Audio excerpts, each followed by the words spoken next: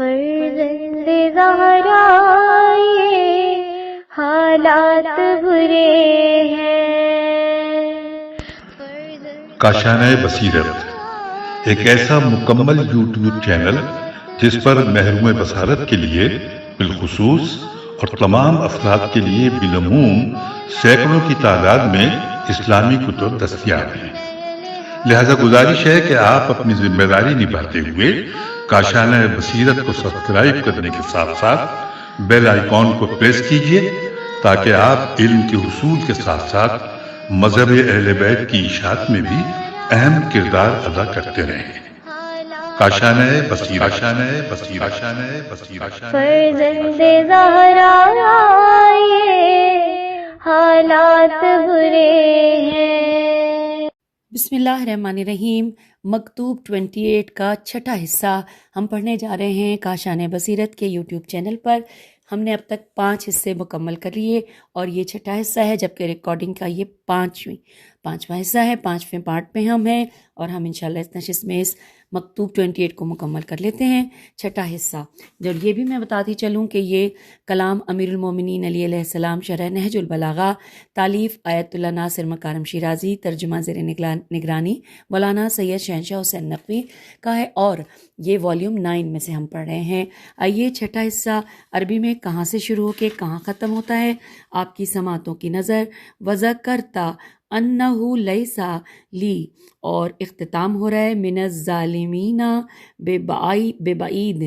ترجمہ، اور تم نے یہ بھی ذکر کیا ہے کہ تمہارے پاس میرے اور میرے اصحاب کے لیے تلوار کے علاوہ کچھ نہیں ہے، تو یہ کہہ کر تم نے روتے کو ہنسا دیا ہے۔ بھلا تم نے اولاد عبد المطلب کو کب دشمنوں سے پیچھے ہٹتے یا تلوار سے خوفزدہ ہوتے دیکھا ہے؟ ذرا ٹھہر جاؤ کہ حمل میدان جنگ تک پہنچ جائے۔ یہ لکھا ہے حمل ہی ہے، ہے میم لام، اور اگر کچھ اور ہوا تو آگے چل کے دیکھتے ہیں۔ لکھا ہے ان قریب جسے تم ڈھونڈ رہے ہو وہ تمہیں خود ہی تلاش کر لے گا، اور جس چیز کو بعید خیال کر رہے ہو اسے قریب کر دے گا۔ اب میں تمہاری طرف مہاجرین و انصار کے لشکر کے ساتھ بہت جلد آ رہا ہوں، اور میرے ساتھ وہ بھی ہیں جو ان کے نقش قدم پر ٹھیک طریقے سے چلنے والے ہیں۔ ان کا حملہ شدید ہوگا اور غبار جنگ ساری فضا میں منتشر ہوگا۔ یہ موت کا لباس پہنے ہوں گے اور ان کی نظر میں بہترین ملاقات پروردگار کی ملاقات ہوگی۔ ان کے ساتھ اصحاب بدر کی ذریت اور بنی ہاشم کی تلواریں ہوں گی۔ تم نے ان کی تلواروں کی کاٹ اپنے بھائی، ماموں، نانا اور خاندان والوں میں دیکھ لی ہے، اور وہ عذاب ظالموں سے اب بھی دور نہیں ہے۔ Inverted comma close. اب پڑھتے ہیں شرح و تفسیر۔ یہاں پر ہیڈنگ ہے کہ مجھے جنگ کی دھمکی نہ دو۔ امام علیہ السلام مکتوب کے اس آخری حصے میں حاکم شام کی طرف سے لکھے گئے ایک دیگر مطلب جو جنگ کی دھمکیوں پر مبنی ہے اس کی طرف اشارہ کرتے ہوئے فرماتے ہیں۔ آئیے اس کا ترجمہ یہاں پر جو دیا ہوا ہے، فرما رہے ہیں مولا کہ تم نے یہ بھی ذکر کیا ہے کہ تمہارے پاس میرے اور میرے اصحاب کے لیے تلوار کے علاوہ کچھ نہیں ہے، تو یہ کہہ کر تم نے روتے کو ہنسا دیا ہے۔ بھلا تم نے اولاد عبد المطلب علیہ السلام کو کب دشمنوں سے پیچھے ہٹتے یا تلوار سے خوف زدہ ہوتے ہوئے دیکھا ہے؟ ذرا ٹھہر جاؤ کہ حمل میدان جنگ تک پہنچ جائے۔ یہ انورٹڈ کاما میں یہ جملہ ہے کہ ذرا ٹھہر جاؤ کہ حمل میدان جنگ تک پہنچ جائے۔ پھر لکھا ہے کہ لقد ازحقتا بعد استعبار کا جملہ ایک ضرب المثل ہے جو ایسے شخص کے بارے میں بولی جاتی ہے جو کوئی سنجیدہ بات کرتے کرتے اچانک بیہودہ بات کرتا ہے۔ امام علیہ السلام کا مقصد یہ ہے کہ علی علیہ السلام، بنی ہاشم علیہ السلام اور فرزندان عبد المطلب علیہ السلام کے لیے جنگ کی دھمکی مضحکہ خیز ہے۔ یہ لوگ میدان جنگ کے شہسوار، تیر و تلوار کے فرزند اور جہاد کے پیش رو ہیں، جبکہ تم لوگ بدر و احزاب کی جنگوں اور فتح مکہ کے شکست خوردہ عناصر ہو۔ تاریخ اسلام گواہ ہے کہ تم لوگ ضعیف اور کمزور ہو، تو تمہارا ہمیں دھمکی دینا مزہ کا خیز نہیں ہے۔ قابل ذکر ہے کہ لقد اضحکت بعد استعبار کا بنیادی مفہوم یہ ہے کہ کسی کو عام حالت میں ہنسانا کوئی بڑی بات نہیں، لیکن اگر کوئی ایسی بات کہے جس پر روتا ہوا شخص بھی ہنسنے لگے تو یہ غیر معمولی طور پر ہنسا دینے والی بات ہے۔ پھر لکھا ہے لبس قلیلا یلحق الہجا الحملہ، ایک بیت کا پہلا مصرع ہے کہ جس کا دوسرا مصرع یوں ہے کہ ما احسن الموت اذا الموت نزلا۔ یہ شعر عربوں میں ضرب المثل بن چکا ہے۔ اس کا اصل واقعہ کچھ یوں ہے کہ عصر جاہلیت کی ایک جنگ میں قبیلہ قشیر قاف شین یہ رے کے حمل بن بدر نامی کسی شخص کے اونٹ لوٹ لیے گئے۔ اس نے جو بہت بہادر تھا جا کر ڈاکوؤں پر شب خون مارا اور اپنے اونٹوں کو واپس لے لیا، اور یہ شعر کہا کہ جس کا ترجمہ ہے کہ ذرا ٹھہر جاؤ کہ حمل میدان جنگ پہنچ جائے، اور وہ موت کتنی اچھی ہے جو اپنی عزت و شرف کے دفاع میں انسان کو پیش آئے۔ امام علیہ السلام اس کلام کے تسلسل میں حاکم شام کو نہایت ہی فصیح و بلیغ الفاظ میں شدید دھمکی دیتے ہوئے فرماتے ہیں کہ ان قریب جسے تم ڈھونڈ رہے ہو وہ تمہیں خود ہی تلاش کر لے گا، اور جس چیز کو بعید خیال کر رہے ہو اسے قریب کر دے گا۔ اب میں تمہاری طرف مہاجرین و انصار کے لشکر کے ساتھ بہت جلد آ رہا ہوں، اور میرے ساتھ وہ بھی ہیں جو ان کے نقش قدم پر ٹھیک طریقے سے چلنے والے ہیں۔ انورٹڈ کاما یہاں پر کلوز ہوا۔ یہ اس بات کی طرف اشارہ ہے کہ جو جنگجو میرے ہمراہ ہیں وہ اسلامی غزوات میں اپنا جوہر دکھا چکے ہیں۔ یہ لوگ 3 طبقوں پر مشتمل ہیں، مہاجرین و انصار اور ان کے بعد کی نسل جو اپنے بزرگوں کے نقش قدم پر ٹھیک ٹھیک چلنے والے ہیں، مگر جو لوگ تمہارا ساتھ دینے والے ہیں وہ اسلامی غزوات میں شکست کھانے والے اور ان کی اولاد ہیں اور زمانہ جاہلیت کی باقیات ہیں۔ پھر اس کے بعد لکھا ہے سورہ توبہ کی یہاں پر آیت، بلکہ پہلے یہ پڑھ لیتے ہیں کہ المہاجرین والانصاری والتابعین لہم بإحسان، یہ کا جملہ اس آیت شریفہ سے ماخوذ ہے۔ اب جو یہاں پر آیت ہے وہ سورہ توبہ کی آیت نمبر 100، ترجمہ مہاجرین و انصار میں سے ایمان کی طرف سبقت کرنے والے اور وہ لوگ جنہوں نے نیک نیتی سے قبول ایمان میں ان کا ساتھ دیا، خدا ان سے راضی اور وہ خدا سے خوش، اور ان کے واسطے خدا نے وہ ہرے بھرے باغ جن کے نیچے نہریں جاری ہیں تیار کر رکھے ہیں، اور وہ ہمیشہ ابدالآباد تک ان میں رہیں گے۔ یہی تو بڑی کامیابی ہے۔ پھر لکھا ہے کہ یہاں پہ یہ ترجمہ مکمل ہوا کہ اس کے بعد امام علیہ السلام چند جملوں میں اپنے لشکر کا تعارف یوں فرماتے ہیں۔ پہلے فرماتے ہیں کہ شدید زحامہم، ان کے حملے شدید ہیں۔ پھر فرماتے ہیں ساتئن قطامہم، یہاں پر لکھا ہے کہ قطام کے معنی غبار کے ہیں، لکھا ہے کہ ان کا غبار ساری فضا میں منتشر ہوگا۔ تیسرے وصف میں مولا فرماتے ہیں کہ متصر بلینا، اور یہاں پہ لکھا ہے متصر بلینا کا اصل مادہ سربال ہے جس کے معنی پیراہن کے ہیں، اور مستربل اس شخص کو کہتے ہیں کہ جو پیراہن زیب تن کرتا ہے۔ یہاں امام علیہ السلام نے شہادت کو پیراہن سے تشبیہ دی ہے جو آپ علیہ السلام کے لشکر کے مجاہدوں نے پہن رکھا ہے، ایسا پیراہن جو زینت اور حسن ہے۔ پھر لکھا ہے انورٹڈ کاما میں ہم پڑھ رہے ہیں کہ مولا کا کلام کہ یہ موت کا لباس پہنے ہوں گے اور ان کی نظر میں بہترین ملاقات پروردگار کی ملاقات ہوگی۔ اب لکھا ہے کہ پھر چوتھے وصف میں مولا فرماتے ہیں کہ ان کے ساتھ اصحاب بدر کی ذریت اور بنی ہاشم کی تلواریں ہوں گی، تم نے ان کی تلواروں کی کاٹ اپنے بھائی، ماموں، نانا اور خاندان والوں میں دیکھ لی ہے، اور وہ عذاب ظالموں سے اب بھی دور نہیں ہے، انورٹڈ کاما کلوز ہو گیا۔ امام علیہ السلام نے قابل توجہ مطالب کو ان 4 جملوں میں بیان فرمایا ہے۔ ایک طرف آپ علیہ السلام نے ان کے خدا پر ایمان اور شہادت سے عشق اور لقائے پروردگار کا ذکر فرمایا ہے جو کہ جہاد کا اہم ترین محرک ہے، اور دوسری طرف ان کے روشن ماضی جیسے جنگ بدر میں ان کی شرکت اور بنی ہاشم کی تلواروں سے دشمنوں کو زیر و زبر کیا جانا وغیرہ کا تذکرہ فرمایا ہے۔ اس کے علاوہ آپ علیہ السلام نے ان کی کثرت تعداد کا بھی ذکر فرمایا ہے۔ واقعی اس مکتوب میں امام علیہ السلام کی تعبیرات اور جملے نہایت فصیح و بلیغ اور قوما رسا ترین اور محکم ترین ہیں۔ پھر ورڈ ہے مرقل، میم پہ پیش ہے، رے پہ جزم اور قاف پہ زیر، پھر لام، مرقل۔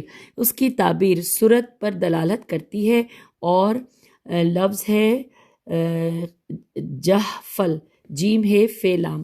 اس عظیم لشکر پر اطلاق ہوتا ہے کہ جس میں بڑی تعداد میں سوار سپاہی ہوں، جبکہ عبارت ساتئن قطامہم کے معنی ان کے غبار آسمان میں پھیل جائیں گے کے ہیں۔ غرض یہ کہ سب اشارہ ہے کہ لشکر پختہ عزم کے ساتھ تیزی سے میدان جنگ کی طرف بڑھ رہا ہے، نہ ان کی نیتوں میں کوئی تردد ہے اور نہ ان کے ہدف میں کوئی شک، بلکہ یہ لوگ پورے عزم کے ساتھ میدان جنگ کی طرف قدم بڑھا رہے ہیں اور راہ خدا میں شہادت کے عاشق ہیں۔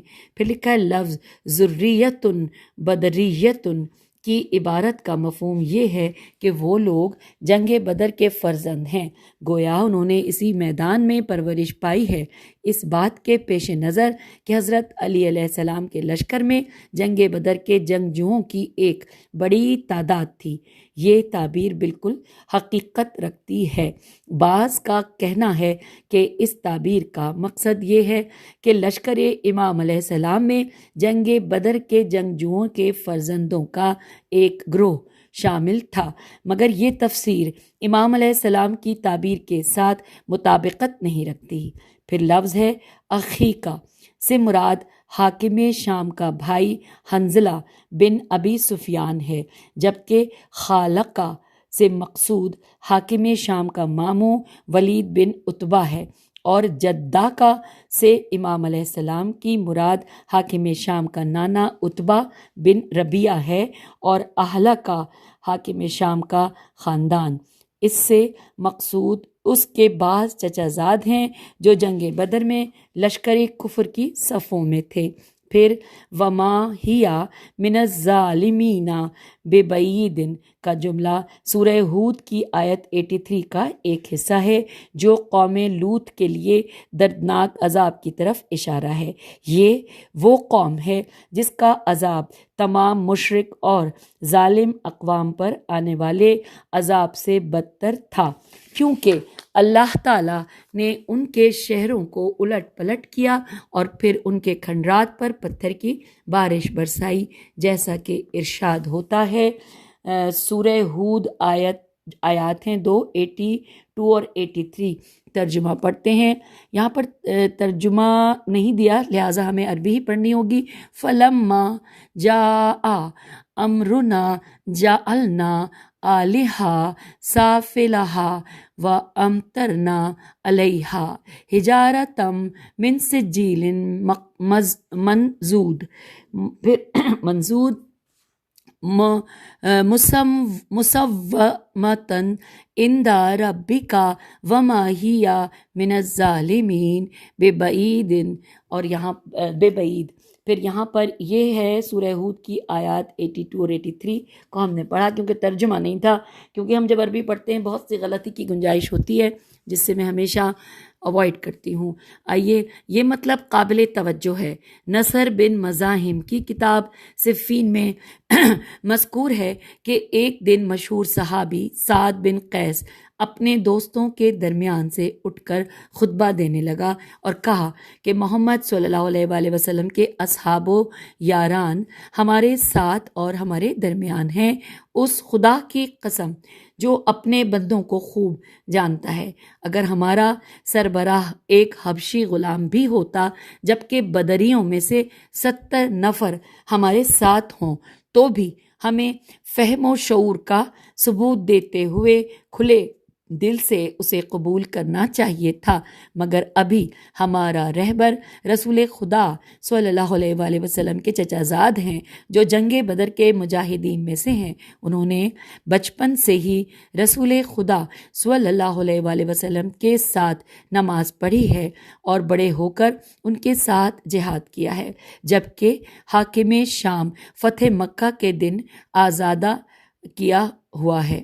آزادہ الف مد آ زے الف دال ہے، آزادہ ہی لکھا ہے۔ اس کو دوبارہ پڑھتے، نماز پڑھی ہے اور بڑے ہو کر ان کے ساتھ جہاد کیا ہے، جبکہ حاکم شام فتح مکہ کے دن آزادہ کیا ہوا ہے۔ اب بہرحال یہ ہم نے ویسے کا ویسا پڑھ لیا۔ لکھا ہے اس کا باپ بھی اسی کی طرح تھا جس نے لوگوں کے ایک گروہ کو گمراہ کر کے انہیں جہنمی بنا دیا اور ان کی پیشانی پر ہمیشہ کے لیے ننگ و رسوائی کا داغ لگا دیا۔ چھٹے حصے کی شرح و تفسیر مکمل ہوئی۔ اب آ گیا ہے نقطہ، اور نقطے میں ہیڈنگ ہے، صرف ایک ہی ہے، مقروض قرض خواہ کے روپ میں۔ تفصیلات کچھ یوں ہیں۔ ایک مشہور اور قدیم ضرب المثل ہے انورٹڈ کاما کہ اگر قرض دار ہونا نہیں چاہتے تو قرض خواہ بنو انورٹڈ کاما کلوز۔ حاکم شام اس ضرب المثل سے خوب فائدہ اٹھاتا تھا، چنانچہ حاکم شام کا فوق الذکر خط جس کا امام علیہ السلام نے جواب دیا، فرمایا مولا نے اس ضرب المثل کے واضح مصادیق میں سے ایک ہے، کیونکہ اس نے اپنے تمام تر جرائم اور سابقہ سیاہکاریوں کے باوجود طلب کارانہ انداز میں امام علیہ السلام کو خط لکھا تھا۔ اگر اس کی معاشرتی اور اخلاقی قرضداری اور تاریک ماضی پر نگاہ ڈالیں گے تو ہم دیکھیں گے۔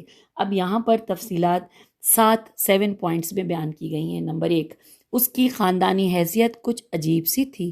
اس کا باپ ابو سفیان اسلام کے صف اول کے دشمنوں میں سے تھا جس نے اسلام کے خلاف بہت سی جنگوں کو بھڑکایا۔ اس کی ماں ہندا جو جگر خوار کے نام سے معروف تھی، یہ وہ عورت ہے جس نے جنگ احد کے میدان میں لشکر اسلام کے سربراہ حمزہ علیہ السلام بن عبد المطلب علیہ السلام کا شکم پارا کر کے آپ کا جگر باہر نکالا اور دانتوں پر رکھا۔ نمبر 2، اسلام پر ایمان کے اعتبار سے بھی حاکم شام سب سے نچلے مرتبے پر تھا، یعنی فتح مکہ کے موقع پر اس نے اور اس کے باپ نے مجبور ہو کر ظاہراً اسلام قبول کیا۔ نمبر 3، اس نے امام المسلمین حضرت علی ابن ابی طالب علیہ السلام کی بیعت سے انکار کیا، حالانکہ آپ علیہ السلام کی انصار و مہاجرین اور دیگر لوگوں کے عظیم اجتماع نے بیعت کی تھی۔ نمبر 4، اس نے خلیفہ سوم کی خونخواہی کے بہانے اسلامی حکومت کے خلاف علم بغاوت بلند کیا اور زمانہ رسول اکرم صلی اللہ علیہ وآلہ وسلم کے چند دھتکارے ہوں اور منافقوں کو اپنے گرد جمع کیا۔ نمبر 5، اس نے مسلمانوں کے بیت المال یعنی کہ قومی خزانے کے ساتھ کھلواڑ کیا، اپنے لیے بادشاہوں جیسا محل تعمیر کروایا اور بیت المال کے اموال کو حدیث گھڑنے والوں، قبائل کے سرداروں، اپنے حامیوں اور چاپلوسی کرنے والوں میں بے دریغ تقسیم کیا۔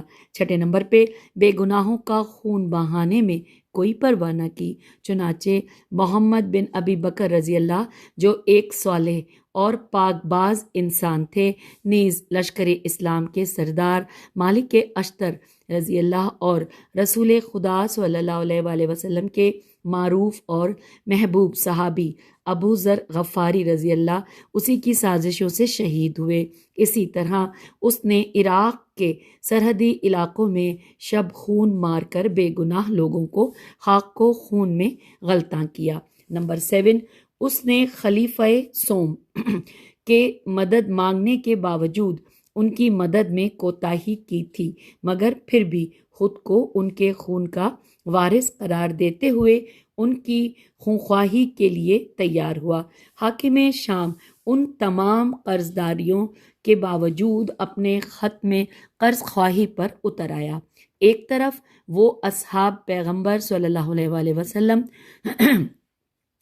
اور مہاجرین و انصار کی حمایت کے لیے اٹھتا ہے اور ان کے دفاع کا ڈھونگ رچاتا ہے، اور حضور صلی اللہ علیہ وآلہ وسلم کے ظہور اور آپ کے قیام کو عظیم الہی عطیہ قرار دیتا ہے، اور امام علیہ السلام کو صحابہ کی مدد کے معاملے میں مقصر جانتا ہے۔ دوسری طرف امام علیہ السلام پر قتل خلیفہ سوم میں ملوث ہونے کا الزام لگاتا ہے، اور تیسری طرف امام علیہ السلام کی خلیفہ اول کے ہاتھوں جبری بیعت کو آپ علیہ السلام کے لیے ایک نقص قرار دیتا ہے، لیکن امام علیہ السلام اس کے خط کے جواب میں نہایت متین اور فصیح و بلیغ عبارات کے ذریعے اسے آڑے ہاتھوں لیتے ہیں۔ آپ علیہ السلام اس کا ہاتھ تھام کر اثر رسول خدا صلی اللہ علیہ وآلہ وسلم کی طرف لے جاتے ہیں، اور پیغمبر اسلام صلی اللہ علیہ وآلہ وسلم کے خلاف اس کا اور اس کے باپ کا قیام اسے دکھاتے ہیں۔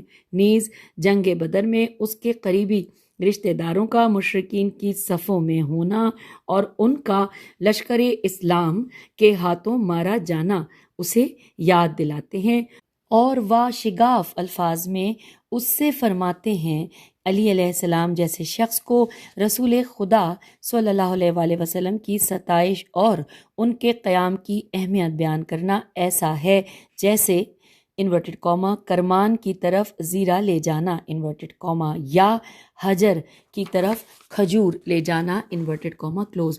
پھر آپ علیہ السلام اسے خلیفہ سوم کی مدد کے سلسلے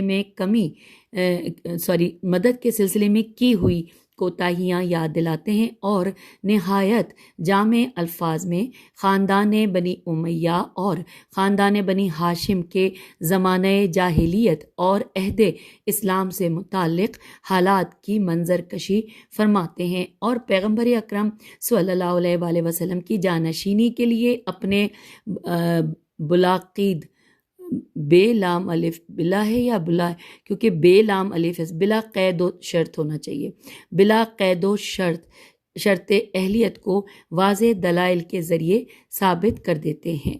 اس کے بعد اپنی اجباری الف جیم بے الف رے چھوٹی اجباری بیعت کے بارے میں فرماتے ہیں انورٹڈ کاما کہ تم نے میری مذمت کرنا چاہی لیکن لاشعور میں میری تعریف کر بیٹھے انورٹڈ کاما کلوز۔ آخر میں آپ علیہ السلام کو حاکم شام کی جانب سے دی گئی جنگ کی دھمکی سے متعلق جواب میں فرماتے ہیں کہ ایسے شخص کو جنگ کی دھمکی دینا جو فرزند جنگ ہو اور جس نے میدان میں پرورش پائی ہو ایک عبث اور مضحکہ کا خیز کام ہے۔ مجموعی طور پر جیسا کہ نہج البلاغہ کے شارحین نے کہا ہے اور پہلے بھی اس کی طرف اشارہ کیا جا چکا ہے، یہ مکتوب حسب دستور امام علیہ السلام کے بہترین مکتوبات میں سے ہے جو امام علیہ السلام کے اہداف کو بہترین انداز میں بیان کرتا ہے۔ سامعین، یہاں پر جو ہم پڑھ رہے ہیں ہم نے مکمل کیا مکتوب 28، اس کا اختتام ہوا۔ اب آپ سے اجازت چاہتے ہیں، خدا حافظ، فی امان اللہ۔